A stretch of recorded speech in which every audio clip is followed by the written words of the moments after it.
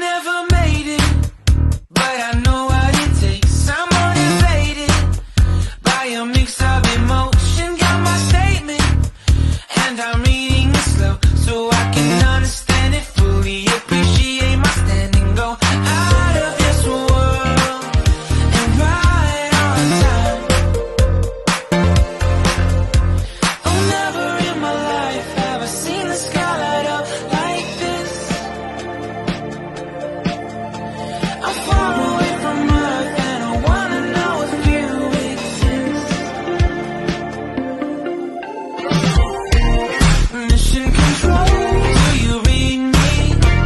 Send me my coordinates lately. Mission control, am I drifting? Tie me to someone who will love me, yeah. Wait, I think I'll last a bit longer. Fine. Welcome everyone. Welcome everyone. Welcome everyone to another Ref Brandon and the Todd family YouTube video.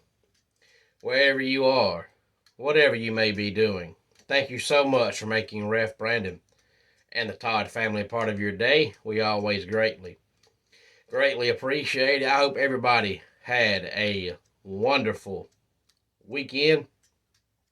Let's go ahead and kick off the brand new week by talking about something we all love, and that is college football. I saw this stat over the weekend, and I figured I would pass it along because I found it very intriguing and very surprising, because it's one of those things that unless you sit down and actually look at every team's schedule and count every team's games against Power 5 opponents or non-Power 5 opponents, you wouldn't know. But it's by conference, teams playing at least 10 Power 5 opponents. The Big Ten has 13 of 14. So there's only one team in the Big Ten that's not playing at least 10 Power 5 opponents. In the Big 12, you have 11 of 14. The Pac-12, you have 10 of 12. In the ACC, you have 10 of 15. And the SEC, you have 2 of 14. So in the Big Ten, you only have one team that does not play 10 Power 5 opponents. But in the SEC, you only have 2 that do play 10 Power 5 opponents.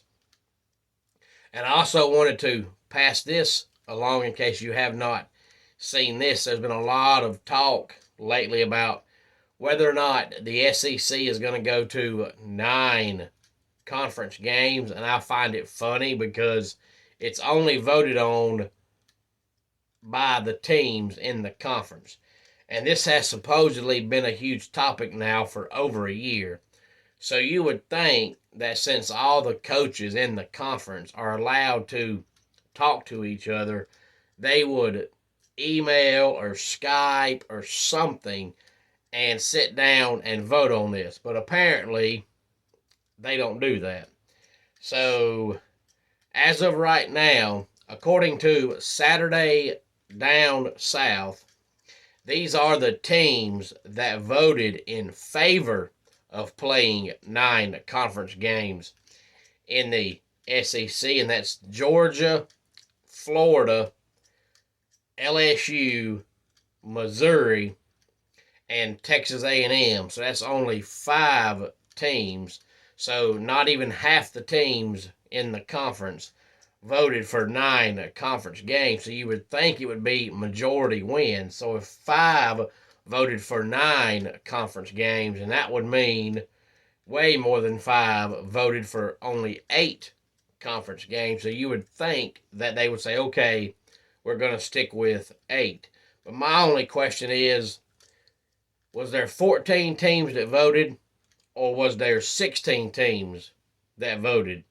And I'm actually asking because I really don't know. I haven't heard about Oklahoma and Texas or not, because I know the vote is going on right now, but it supposedly is not starting until 2025, because they've already decided, according to reports, that they're going to stick with 8 next year, but then they'll talk about it again starting in 2025. If that's the case, and Oklahoma and Texas join the conference next year, shouldn't they get a vote? Or was it only teams that are currently in the conference? I really don't know.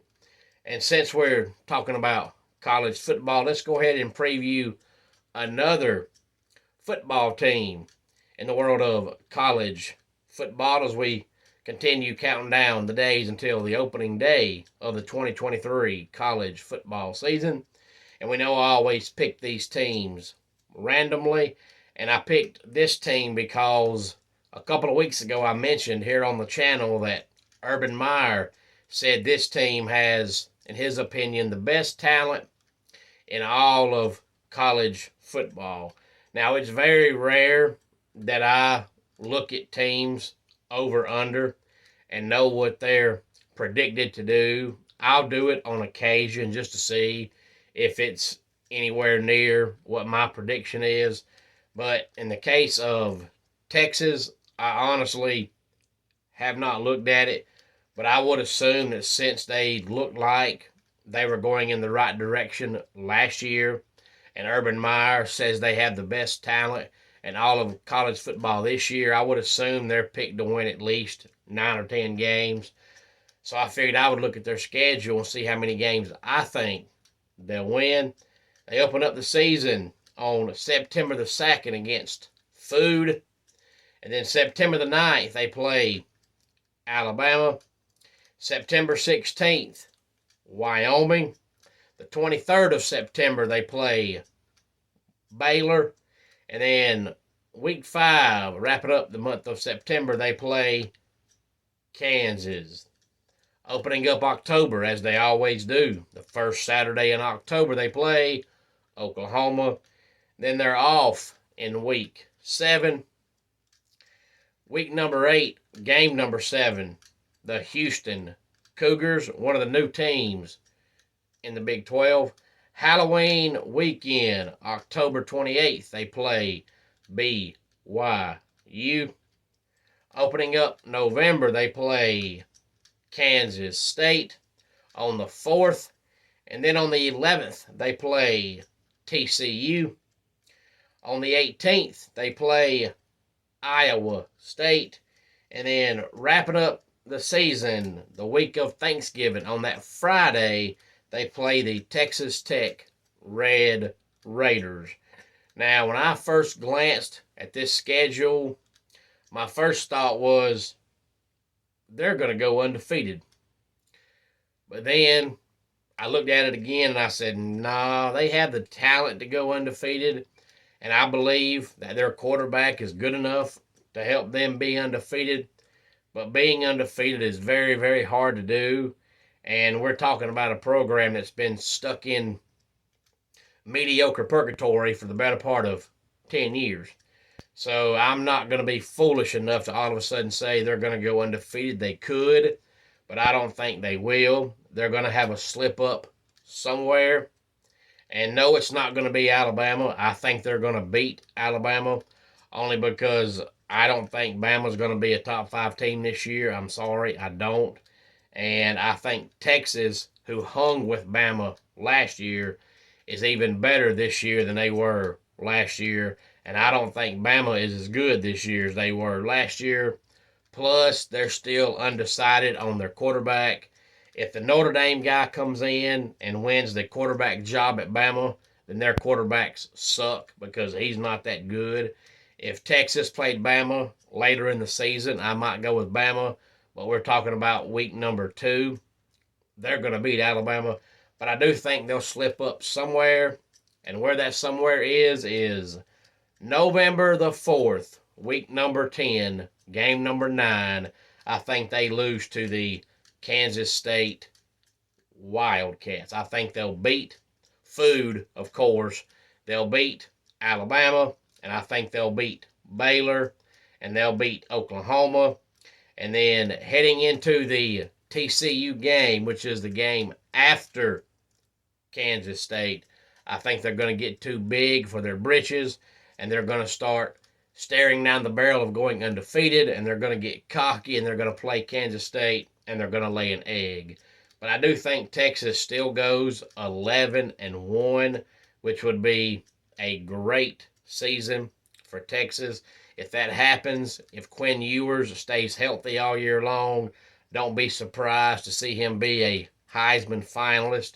If not, win the whole darn thing. But Texas has to be as good as I'm predicting, and he has to stay healthy all year long. If those two things happen, Quinn Ewers will have a shot at winning the Heisman.